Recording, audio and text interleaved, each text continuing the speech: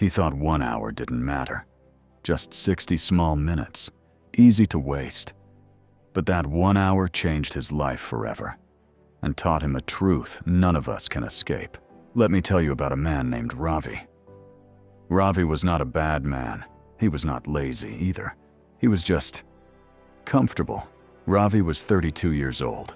He worked in a small office job. Same desk, same chair, same routine. Every morning, he woke up late. Every night, he told himself, "I'll start taking life seriously tomorrow." Tomorrow always sounded safe. Ravi believed time was endless. He believed 1 hour here, 1 hour there didn't matter much. After all, life felt long, and he felt young. But Ravi had a dream, a quiet dream he never spoke about. He wanted to open a small book cafe, a place with peace, stories, and meaning, a place where time slowed down. He even saved a little money for it. Not much, but enough to start somewhere. Yet every day he delayed. 1 hour scrolling on his phone, 1 hour gossiping at work, 1 hour saying, "I'm too tired today." And every night he slept with the same lie. "I still have time." One Monday morning, Ravi woke up earlier than usual. Something felt different. That day, he had an important meeting, a meeting with a local property agent. There was a small shop near the bus stand.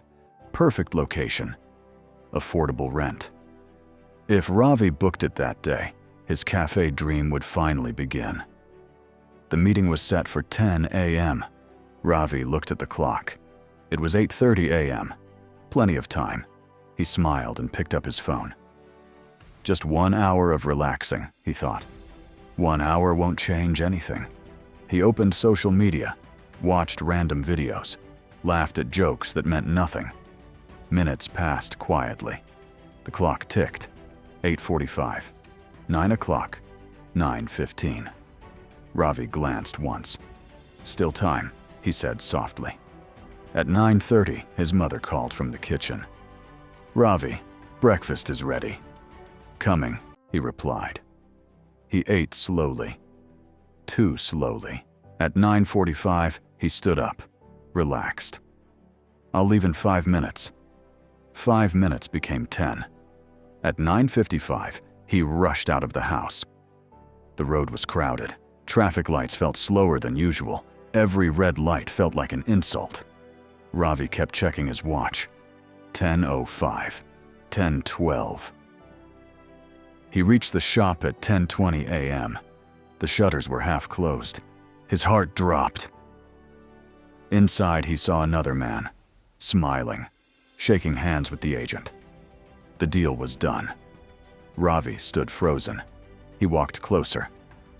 "Sir, excuse me," Ravi said, breathless. "I had an appointment at 10. The agent looked apologetic.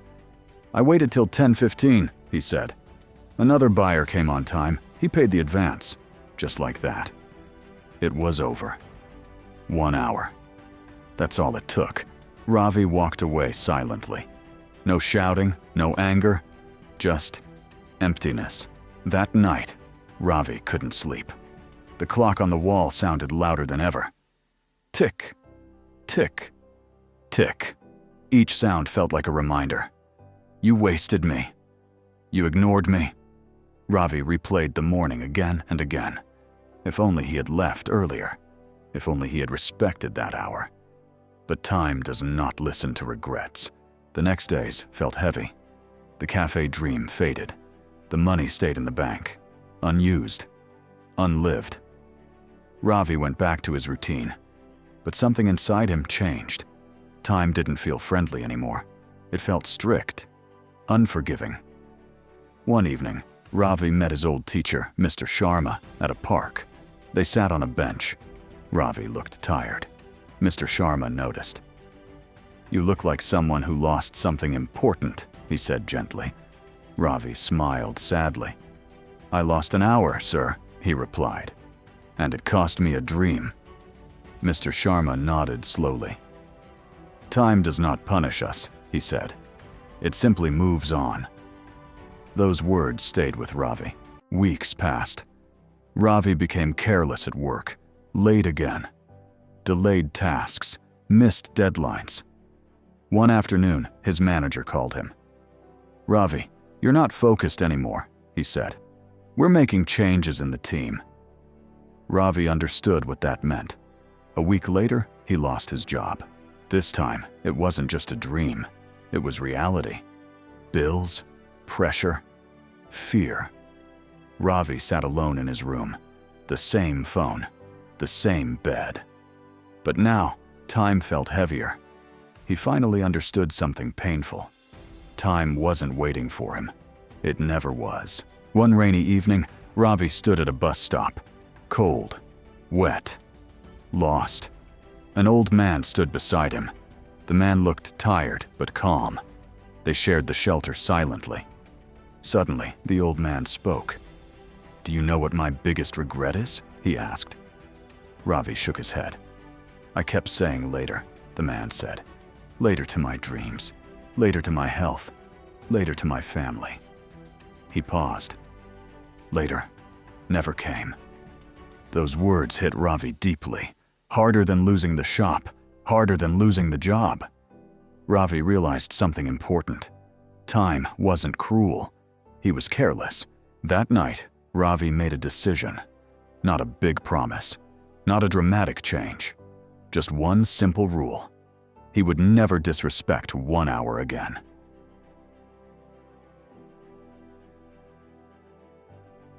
The next morning, Ravi woke up early. No phone, no excuses. He started small. 1 hour for learning, 1 hour for planning, 1 hour for action. He learned about small businesses, online cafes, mobile bookstalls. He stopped waiting for perfect time. He respected the present hour. Days turned into weeks, weeks into months. Ravi started a small online page, selling books, sharing stories. Slow growth, but honest growth. He managed his time carefully. No wasted mornings, no careless delays. Time slowly became his partner again. 2 years later, Ravi stood inside a small cafe, not near the bus stand, but somewhere quieter, smaller, but real. People sat inside, reading, smiling. Ravi looked at the clock on the wall. It read 10 a.m. He smiled. This time, he was early. "Let me ask you something. How many hours have you wasted today?" "Not doing bad things, just delaying good ones." Time does not shout. It does not warn loudly. It simply passes. And once it passes, it never comes back. 1 hour may look small, but life is built from hours. Respect them. Use them. Because the truth is simple. Time won't teach you gently forever. Learn before it becomes painful. If this story touched you, remember this tonight. Don't wait for tomorrow. Start with the next 1 hour. Ramesh sat at home, helpless. Bills piled up. Debts increased. Sita tried to stay strong, but her eyes showed fear. One night, she said, "We can't go on like this." Ramesh felt anger rise. At the world, at fate, but never at himself. "I'll find something," he said. "Just give me time." Again. Time. But this time, time didn't listen. A factory opened nearby. They were hiring workers. Young men rushed to apply. They were trained. They were ready. Ramesh went late. The manager said, "We needed people months ago. The positions are filled." Ramesh walked back slowly. Another chance gone. Then came a training program. Free skills. Government supported. Ramesh heard about it, but registration closed. He started noticing a pattern. Opportunities came. He delayed. They left. Still, he told himself, something else will come. Years passed. Ramesh turned 45. His body grew weak, his energy reduced. His children asked questions.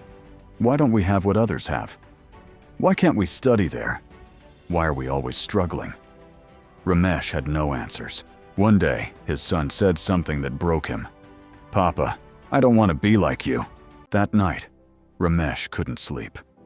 He thought of every tomorrow he wasted, every chance he ignored, every excuse he made.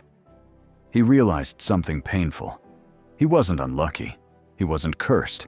He was careless with time. Then came the day that changed everything. Ramesh collapsed while working. Hospital. Doctors. Serious faces. The doctor said, "Your body is tired. Years of neglect. Stress. Hard work without care." Ramesh lay on the bed, staring at the ceiling. Machines beeped. Time ticked. Tick. Tick.